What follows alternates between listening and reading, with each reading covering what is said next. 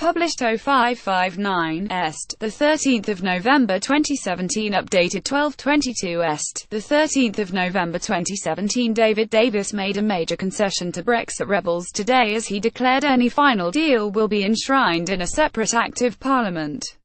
The Brexit Secretary acted to head off an impending clash with Tory Remainers as he updated MPs on progress with negotiations. It fulfills one of the key demands made by Conservative politicians calling for a softer departure from the EU, but ministers are still facing a titanic battle to push the EU withdrawal bill through Parliament. Former ministers Dominic Grieve, Nicky Morgan and Anna Soubry are among those threatening to side with Labour in votes on the legislation, which is coming back to the House of Commons this week.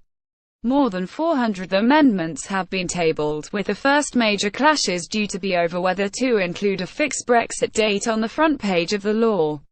Delivering a statement to MPs, Brexit Secretary acted to head off an impending clash with Tory Remainers by committing to separate legislation on any deal with a youth Prime Minister pictured in Downing Street today is braced for a struggle over the EU withdrawal bill, which is being stewarded through Parliament by Brexit Secretary David Davis. Pictured right today. Shadow Brexit Secretary Sir Keir Starmer pictured in the Commons today as insisting that there must not be a red line against keeping the jurisdiction of the European Courts of Justice during a transition period. Mr. Grieve set the tone for the argument this morning, branding the idea incoherent and a thoroughly stupid, adding that it won't have my support.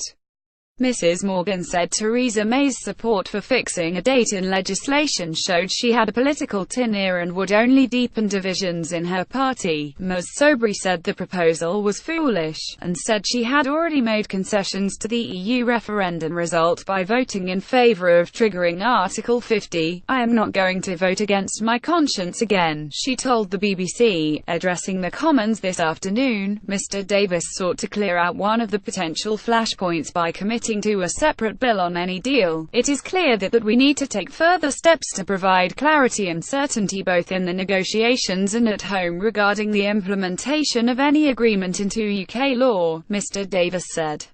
"I can now confirm that, once we have reached an agreement, we will bring forward a specific piece of primary legislation to implement that agreement. This will be known as the Withdrawal Agreement and Implementation Bill." Mr. Davis said the move would ensure major policies set out in the withdrawal agreement will be directly implemented into UK law by primary legislation, not by secondary legislation under the withdrawal bill. He added this also means that Parliament will be given time to debate, scrutinise and vote on the final agreement we strike with the EU. This agreement will only hold if Parliament approves it.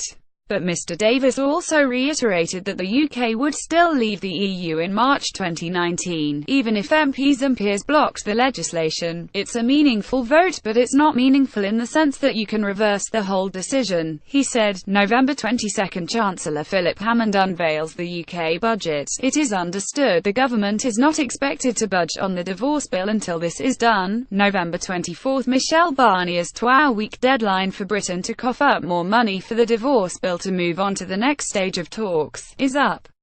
December 14–15 The European Council Summit takes place. The heads of state from the 28 member states will all be there, and it is at this summit that the UK must get their agreement if trade talks are to start by the new year. March 27, 2018 The next EU summit is held. If Britain fails to get the agreement of the EU to move on to trade talks, then this will be our next opportunity to secure agreement. But this would be a year after Article 50 was triggered, and many fear this would not leave enough time to get on with the rest of negotiations. Shadow Brexit Secretary Sir Keir Starmer said it was a significant climb down from a weak government on the verge of defeat. For months, Labour has been calling on ministers to guarantee Parliament a final say on the withdrawal agreement. With less than 24 hours before they had to defend their flawed bill to Parliament, they have finally backed down. However, like everything with this government, the devil will be in the detail, he said. Ministers must now go further. They need to accept Labour's amendments that would ensure transitional arrangements, and protect jobs and the economy from a cliff edge. Earlier, Sir Keir insisted that there must not be a red line against keeping the jurisdiction of the European Courts of Justice during a transition period. He said there were very many Conservatives who are concerned about this. However, Sir Keir admitted that the long-term relationship with the ECJ was a matter for negotiation and the relationship would have to change. Sir Keir told BBC Radio 4's Today programme it was blatantly obvious that the final agreement would not be in place by March 2019 when the UK is due to leave.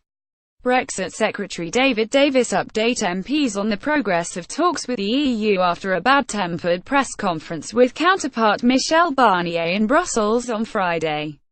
The apparent deadlock over the size of the divorce bill has raised fears that trade talks might not start until March, increasing the chances of no final deal being reached.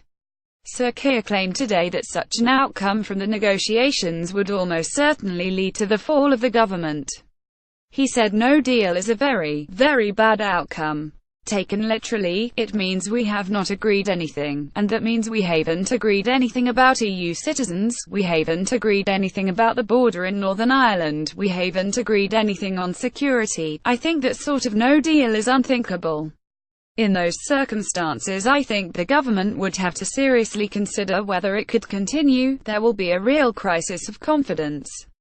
A constitutional, sort of, disturbance.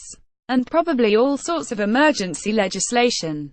And that's why we should casualise no deal. Tory Remainer Dominic Grieve today branded the idea of putting the Brexit date on the EU withdrawal bill incoherent and thoroughly stupid, while Nicky Morgan said it showed the PM had a political tin. Mr Davis' intervention came as he gave a statement in the House of Commons tonight. EU chief negotiator Michel Barnier, pictured right with Brexit Secretary David Davis in Brussels last week, has said Britain must make a fresh offer on money within a fortnight. Prominent Tory Remainers signalled they are ready to rebel over key elements of the bill. Former Cabinet Minister Nicky Morgan told the Daily Politics that Mrs May's commitment to put the Brexit date into the legislation was tone-deaf. I'm afraid to say the Prime Minister's tone-deaf, tin-eared article in The Telegraph was guaranteed to continue to deepen divisions in the Conservative Party, rather than trying to heal them, which is what she should be doing, she said. Mr Grieve told Sky News, I think it is an incoherent and thoroughly stupid amendment and it won't have my support. But Tory former leader Ian Duncan Smith said Labour was shifting its position on Brexit divorce bill. Theresa May has said Britain will pay €20 billion for a 2-year transition deal and honour the commitments we have made. But the EU are demanding Britain goes further in spelling out exactly what we will pay, squeezing out more cash before we move on to trade talks. Irish border, probably the most complicated issue in the negotiations. Both sides want to keep a soft Irish border, fearing a return to border guards and checkpoints could reignite the violence of the Troubles. But it is unclear how this will be achieved when the UK leaves the customs union. The EU has suggested Northern Ireland will have to stay in the EU customs union post-Brexit to avoid a hard border, with the Republic effectively pushing the hard border to the sea. But the government and the DUP, who are propping Mrs May up in number 10, say they will not accept a deal which involves a border between Northern Ireland and the rest of the UK. Citizens' rights. Theresa May has laid out an offer to guarantee the rights of the 3.2 million EU citizens in the UK. They will be given a 2-year grace period to apply for settled status, which they will be granted as long as they pass criminal and security checks. But this was rejected by the EU Parliament, who say the status should be automatic and not involve criminal records checks. He told the BBC staying inside the Court of Justice would actually be tantamount to staying within the European Union. Fellow Tory MP Chris Philp added Labour are so confused on Brexit, they've set out 10 different policies on it since the EU referendum. Only the Conservatives have a plan that will ensure that a smooth and orderly Brexit sees our legal system functioning on day one. The only thing Labour policy would ensure is legal chaos. The Prime Minister is holding talks with senior figures from European industry in Downing Street, as negotiations enter a crucial phase. EU leaders are due to decide at a summit next month whether enough progress has been made for trade discussions to begin. But the two sides are engaged in a bitter standoff over the size of the divorce bill, with the UK offering around €20 billion during a transition phase, but the bloc insisting the figure must be triple that figure. EU chief negotiator Michel Barnier has said Britain must make a fresh offer on money within a fortnight. There are fears that failure to reach an agreement before Christmas could lead to a no-deal Brexit and cause severe harm to economies. Business on both sides of the Channel has become increasingly anxious about the prospect of political deadlock disrupting trade. German Chancellor Angela Merkel is coming under pressure to protect her country's car exports, with Britain a key market.